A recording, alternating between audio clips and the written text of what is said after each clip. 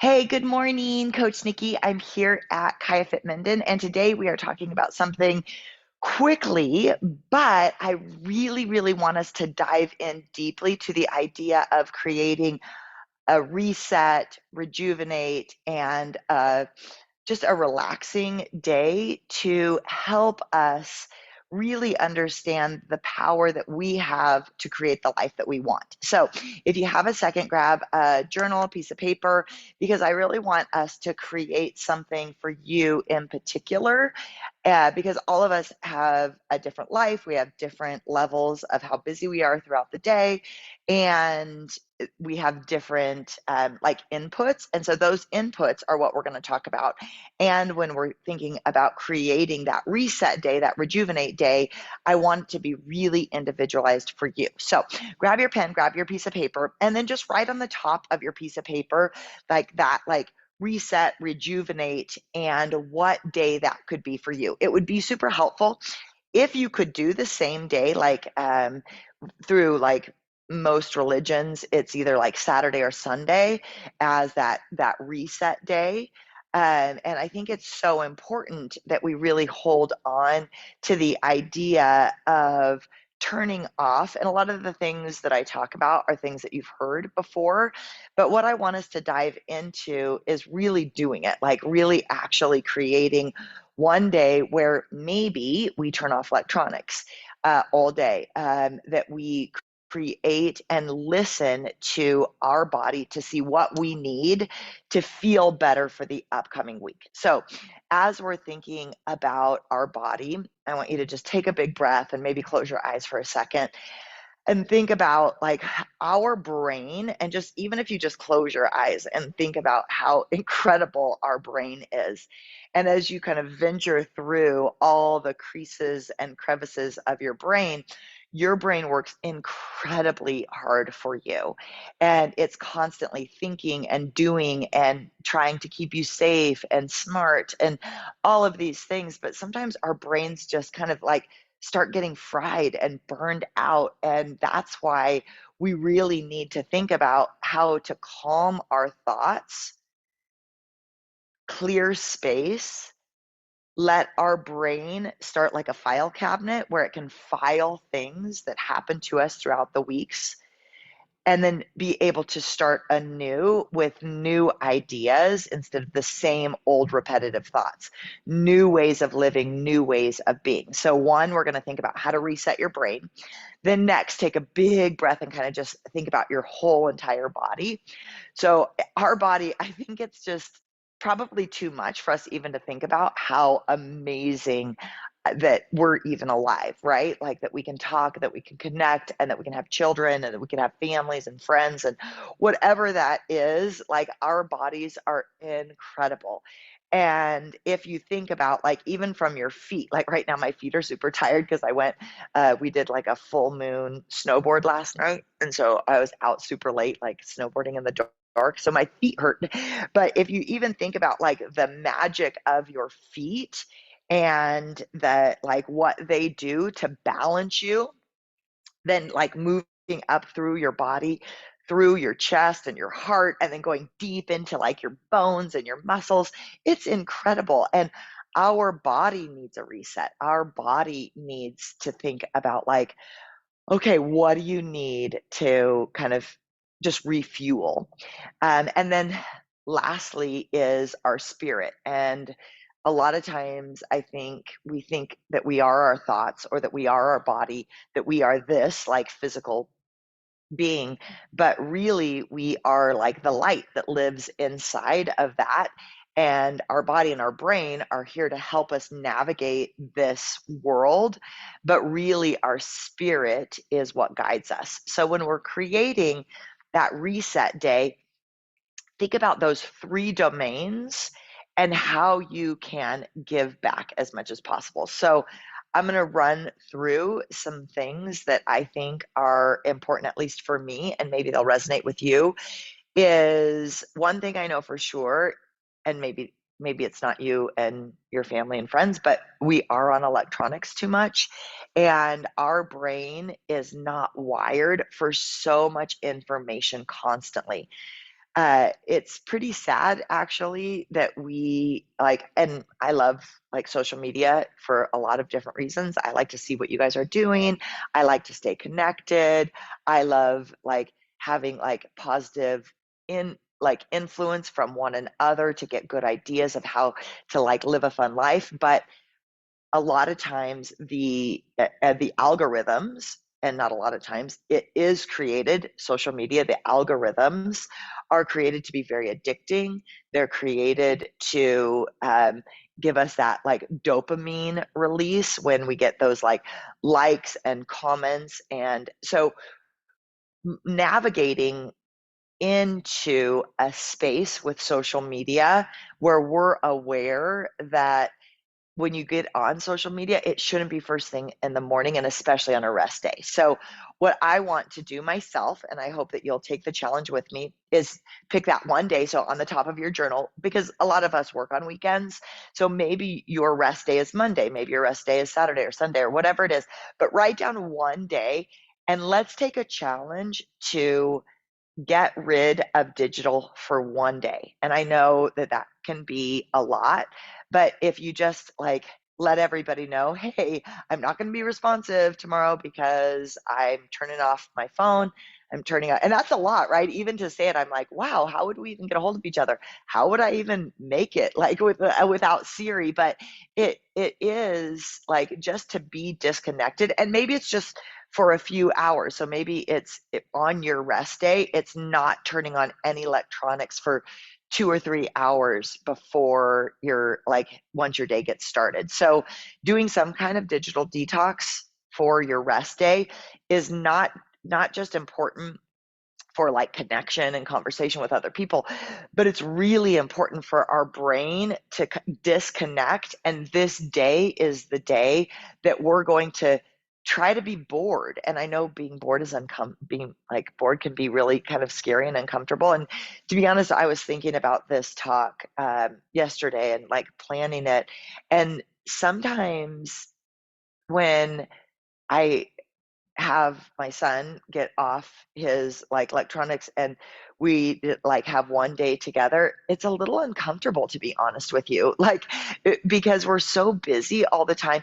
We don't have time for boredom. We don't have time for like at dinner, of course we don't like do our like phones and things like that, but we're eating and we're busy and we're talking. So if it's an extended amount of time, it takes that little kind of uncomfortableness. And I know, Mom, you're really great. Like you and Phil have great conversation, but our world, our peace of mind comes with good conversation, comes with being able to go through that little bit of uncomfortable time to kind of fumble around with like random questions of like, how are you? How's the weather? Those kind of things, in order to really get deep into really good conversation with the people that you're around. And even if that's like with yourself, even if you're taking a day off. So one is disconnecting. So, whatever it is, just one day, commit this week if you want to take the challenge to disconnect. And so, just write the time that's good for you, and maybe you want to baby step into it.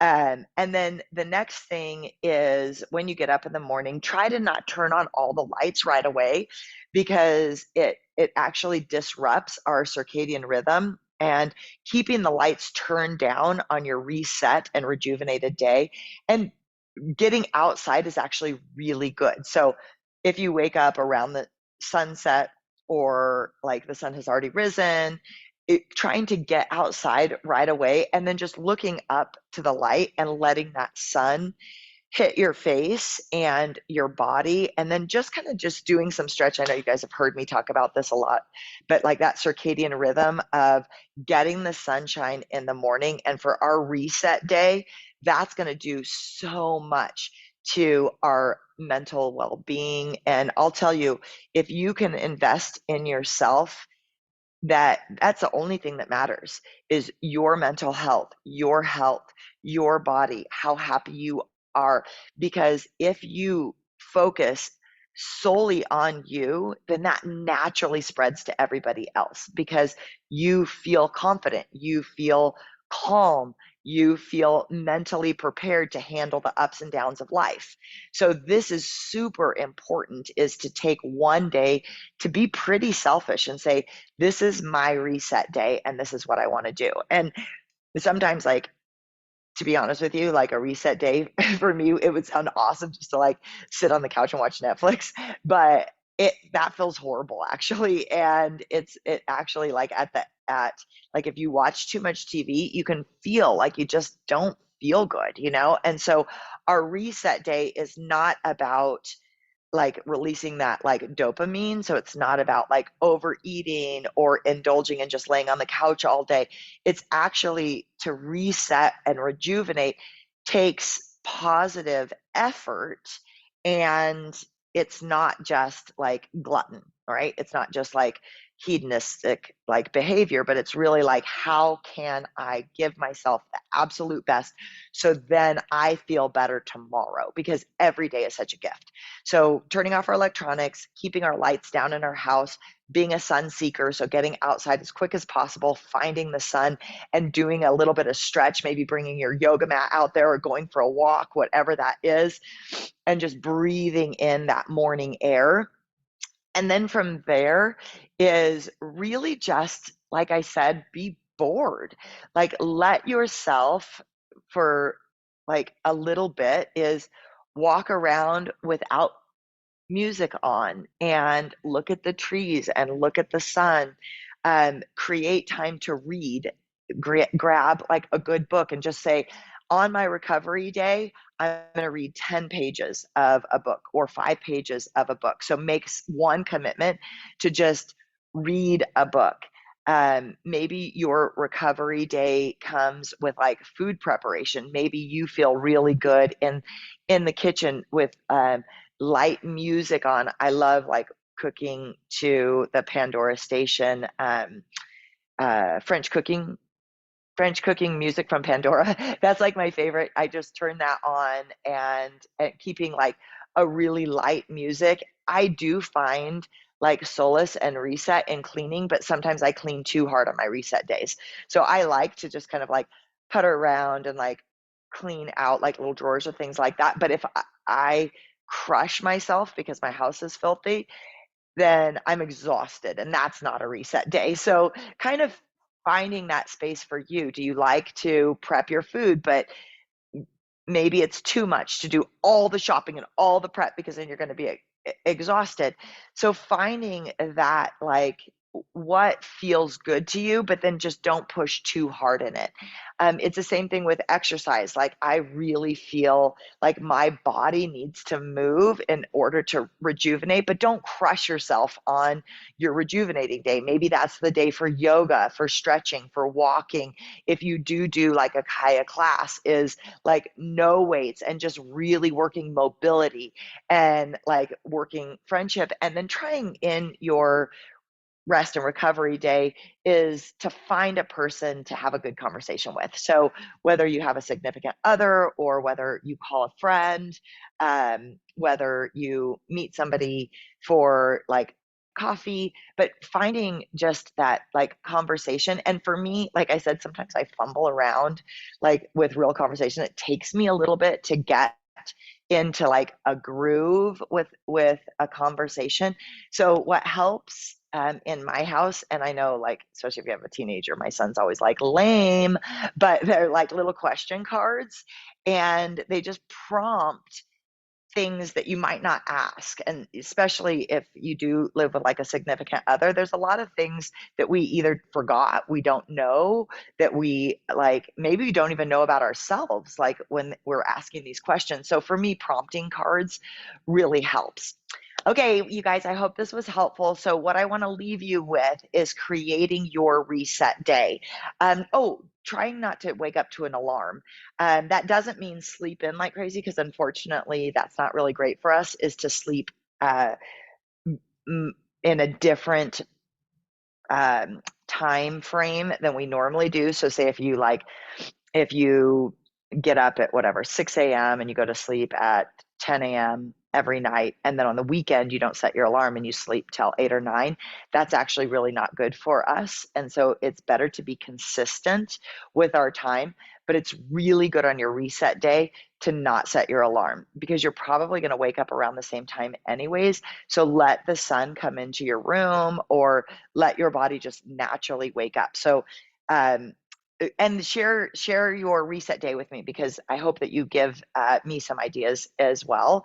Um, with our reset day is try not to set our alarm, keep the lights down, less electronics, so whatever that looks like to you.